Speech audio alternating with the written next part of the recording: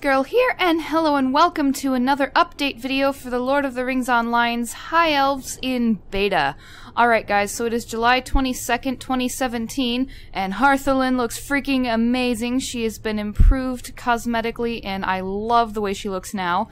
And Prince Amroth of Lothlorien has also been cosmetically improved in the High Elf intro sequence, so that is fantastic.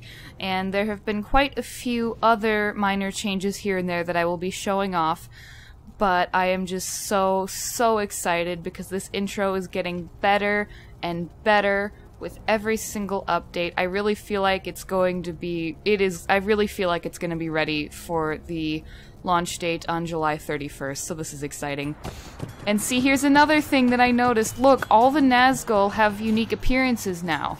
Some of them look similar to one another, or a couple of them look the exact same as they used to, but there's a lot more variety among them now, so that you can actually tell them apart a little bit, which is great.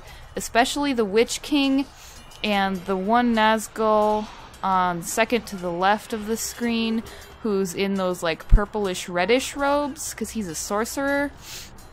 So that is super legit. I really like the fact that the Nazgul all look a bit different now, and that is something I definitely hope will carry over into the main game for sure, because that will be super cool.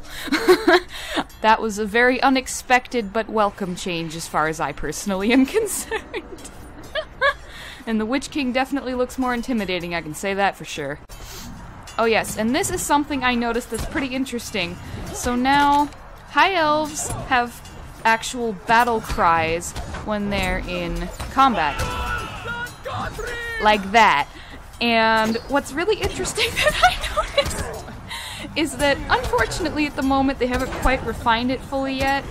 And this character, I based him off of one that's in my book, who's a very important character. But anyway, he's obviously a he, and he kept making female noises too. Like that. So, they definitely need to make it so that the male elves only have the male sound clips, and that the females only have the female sound clips, because I have a feeling that that's an issue with the females as well. I haven't gone through this updated instance with a female, but just throwing that out there. And it would also be better if it didn't happen every single time they yelled and like override the normal rah kind of yell that they do. But I am super happy to have proper elvish battle cries, because we've only had dwarf ones so far as I can recall and am aware. So having actual elvish ones.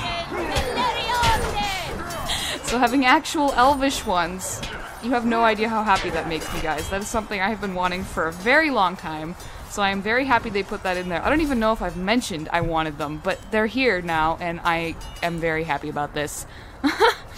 Oh dear. But yeah, so let's see, what is the next change that there's going to be? We will see in a moment, but yeah, I kept filming past here because I wanted to see if there were more battle cries happening, because I was testing to see what was causing it, and it's your character who causes it, not characters around them. Not NPCs. Oh yeah! That's right, so you guys remember me whimpering about the fact that you were massively outpacing poor Harthelin in this little bit here? Yeah, you no longer outpace her, you actually keep up with her quite nicely, and I highly approve of that. It is so much better now. It feels so much more natural and normal, and it makes so much more sense. I am quite pleased. The only reason I outpaced her at that point is because she started walking instead of running, and that makes perfect sense. So, I'm quite happy with that. And then, my personal favorite thing that they have changed, oh my god, they made this little bit here with the Witch King stabbing your High Elf be complete perfection. It's absolute complete perfection. I'm just gonna shush and let you guys marvel in the gloriousness of this, okay? They got it exactly right.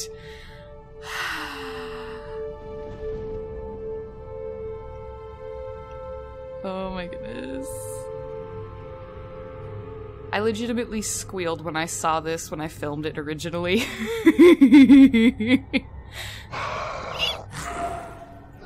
Yes! Yes! Perfect reaction! perfect, and everything looked perfect, and he only stabbed him once, which makes perfect sense, because he wasn't trying to kill him, and he's a proper warrior, and he can stab him once and get the job done, rather than needing to do like 30 stabs like a complete imbecile. So, oh god, it was too good. I can barely breathe, I'm so happy with how that came out. So Standing Stones, you did freaking amazing, I love that, yes! I can't stop gushing the praise, guys! Oh dear. And then you might have noticed in this little bit already that there's a bit of a subtle lighting change, and it gets less subtle when you wake up properly.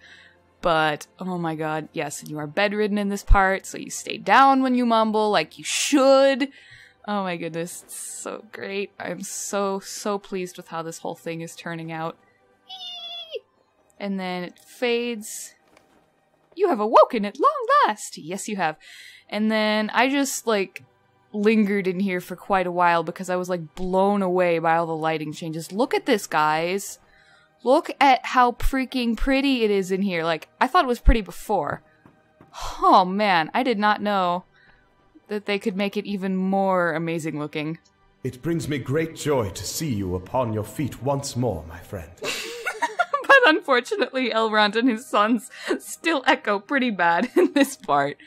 But the lighting in here is just, like, completely and utterly gorgeous, and I love it. Just, oh man.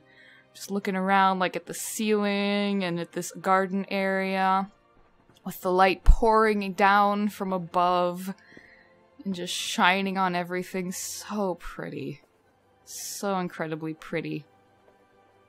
And it seems just so fitting for this area too, because it's like an area of like quiet and rest and healing and all that, so it seems pretty fitting for it to have this kind of like somewhat dimmed almost type of lighting. Like it feels a little bit more like an actual infirmary now than it did before. And that is obviously a really good thing because this place is pretty much an infirmary. So that's cool. I liked it a lot, and I'm just staring at all the things because it's just so pretty. I can't even, you guys. Oh yeah, and then I discovered this. So of course, me being me, I had to make my character go splashing about a little bit in the water. I just wanted to see what that would do. I just wanted to know. And then like, oh my gosh, I love the way that they have like the candles right up there. Yes, I made him faint because he's like, oh my god, I've been out for 3,000 years! Oh, lordy! Oh dear. But yeah, and then here, I was like investigating the NPCs a little bit, seeing if they looked any different. They don't really look too different, but I think a couple of them might have gotten some hair changes, like hair updates, which I will show in a little bit, with the one who is, with the elven woman who's hanging out near Hithgol. But, oh my god, look at guys, look at this statue and the little lights floating and the candle right by the statue. Just, I want to live here, dang it. I want to live in Rivendell, okay, thanks. I want to live somewhere elvish. Kellendon would be preferable, but I'll take Rivendell if I can get it. Oh my goodness. And then after I show off that elven lady's hair, which I'm getting to right now, then I will be showing off the appearances of the captain's high elf armor from the Second Age and the Runekeeper's armor from the Second Age. I did not do one for the medium armor, so that's still going to be a bit of a surprise for those of you who haven't already seen that before. But they did finally add in the appearances of the High Elven Second Age armors. They don't have the placeholder art fixed yet, but they have the appearance on your character fixed because freaking look at this.